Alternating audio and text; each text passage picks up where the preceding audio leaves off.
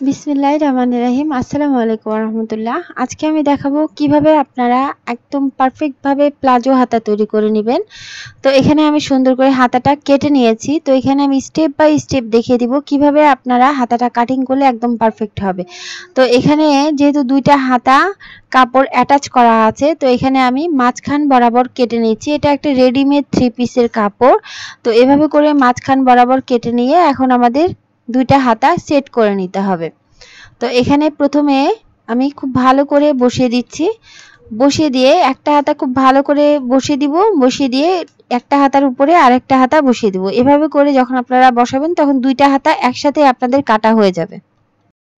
So এখানে আমাদের খুব ভালো করে বসিয়ে নিতে হবে। আপনারা যে কোনো কাপড় যখন কাটিং করবেন তখন কিন্তু আপনাদের খুব ভালো করে বসিয়ে নিতে হবে, না হয় কিন্তু দুই কাপড়ে যদি মিল না থাকে, মানে সুন্দর করে না বসিয়ে নেন, তাহলে কিন্তু একটা একভাবে কাটবে তো আরেকটা আরেকভাবে কাটবে। তো আলহামদুলিল্লাহ এভাবে করে সুন্দর করে বসানোর পরে এখন আমি এখানে লাইন করে নিয়েছি এবং এখানে যে ব্ল্যাক যে এক্সট্রা কাপড়টা আছে এই কাপড়টা আমি ফোল্ডের জন্য রাখলাম।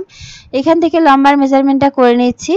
তো এখানে লম্বা দিয়ে দিলাম 19 ইঞ্চি পরিমাণ এবং হাফ ইঞ্চি নিব সেলাই মার্জিন ধরে, এবং উপরের দিকে যে আঁকাবাঁকা অংশগুলো আছে লাইন করার পর উপরের দিকের আঁকাবাঁকা পোর্শনগুলো আমি এখন কেটে নিব। সো এখানে কেটে নিচ্ছি। এখন নিচের দিকে যে লাইন করে নিয়েছি এই লাইন থেকে আমাদের ডাউন করে নিতে হবে। এখানে আমি 3 ইঞ্চিতে ডাউন করে দিব। খেয়াল করবেন যখন আপনারা বড়দের জন্য কামিজ কাটিং করবেন বা হাতা কাটিং করবেন, ঠিক আছে, তো কামিজের হাতা বা যে কোনো হাতা কাটিং করবেন তখন আপনারা কত ইঞ্চি ডাউন দিবেন। আপনারা যারা লুজ পছন্দ করেন তাদের জন্য 3 ইঞ্চি এবং যারা একটু টাইট ফিট পছন্দ করেন তাদের জন্য 3.25 ইঞ্চিতে মার্ক করে দিবেন। তো এখানে আমি 3 ইঞ্চিতে ডাউন করে দিচ্ছি। লাইন করে নিলাম। তো লাইন করার পর এখন আমাদেরকে এখানে কার্ভের যে বগলের যে মাপটা সেই বগলের মাপটা মেপে নিতে হবে। মেইন যে কামিজ বা যে কোনো কিছু যখন আপনারা কাটিং করবেন মেইন যে বগলের মাপ সেখান থেকে নিয়ে নেবেন। এখান থেকে আপনারা এভাবে করে মার্ক করে দিবেন, মানে বগলের মাপটা এখানে ধরে নেবেন।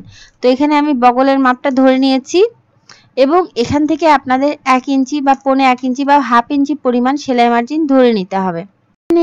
এখানে খেয়াল করবেন আমি স্টেপ বাই স্টেপ বুঝিয়ে দিয়েছি। এখানে যে মার্কটা করে নিয়েছিলাম উপরের দিকেও ঠিক একইভাবে সুন্দর করে মার্ক করে নিব, অর্ধেক করে নিব। অর্ধেক করে নেওয়ার পর এখন আমাদেরকে শেপটা করে নিতে হবে।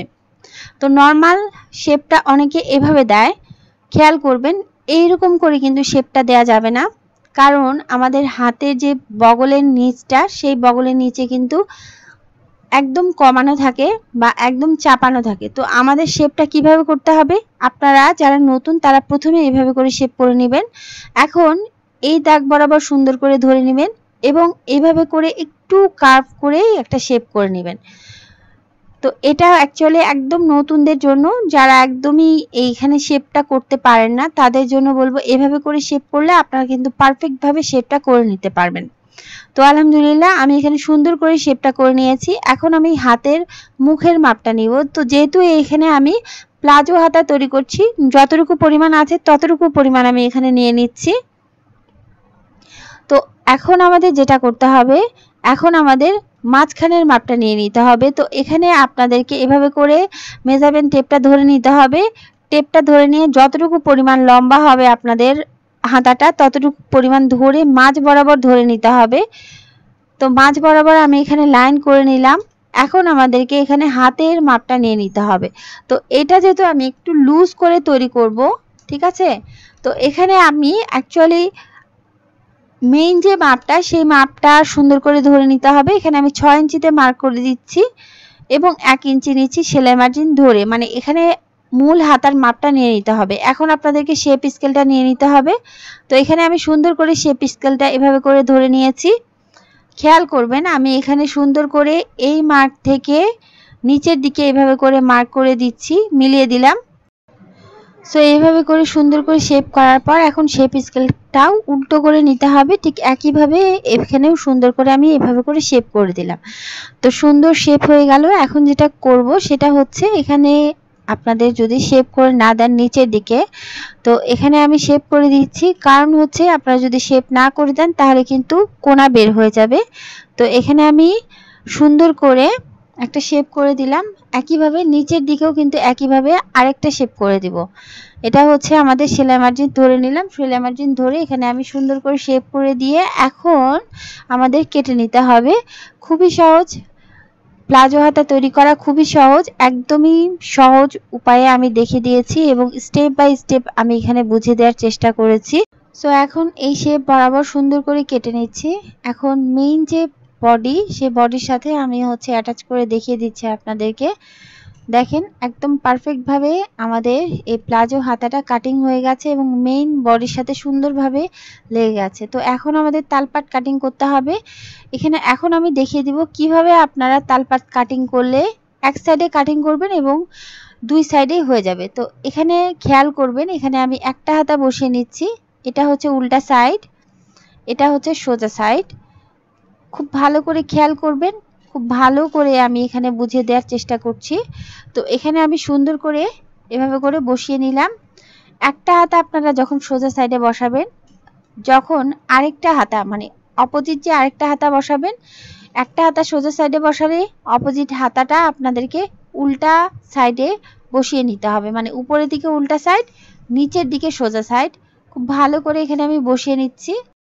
সো এইভাবে করে বসিয়ে নিয়ে এখানে মিডিল পয়েন্ট মার্ক করে দিলাম।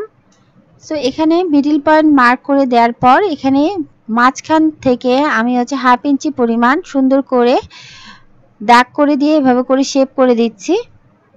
তো এখন এই দাগ বরাবর আমাদেরকে কেটে নিতে হবে। তো আপনারা যখন মেইন যে বডি, মেইন বডির তালপাট যতটুকু কাটবেন, আপনাদের হাতার তালপাট কিন্তু ততটুকু পরিমাণ কেটে নিতে হবে। তো এখন এই দাগ বরাবর সুন্দর করে কেটে নিলাম। আলহামদুলিল্লাহ, এইভাবে করে যখন আপনারা তালপাট কাটিং করবেন তখন আপনারা এক সাইডে কাটিং করবেন হাতার এবং দুই সাইডেই হয়ে যাবে কামিজের জন্য। দেখেন আমি এখানে সুন্দর করে দেখিয়ে দিচ্ছি, বসিয়ে নিচ্ছি, বসিয়ে নিয়ে এখানে সুন্দর করে আপনাদের দেখিয়ে দিচ্ছি।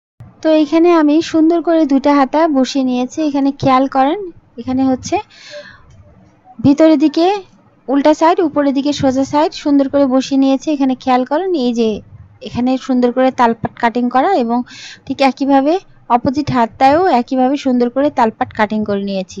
তো এইভাবে করে আপনারা তালপাট কাটিং করলে এক সাইডে কাটিং করবেন এবং দুই সাইডের জন্য হয়ে যাবে। তো ভিডিওটা ভালো লাগলে আমার চ্যানেলের সাথেই থাকতে পারেন। ভালো থাকুন, আল্লাহ আমাদের সবাইকে ভালো রাখুন। আসসালামু আলাইকুম ওয়া রাহমাতুল্লাহ।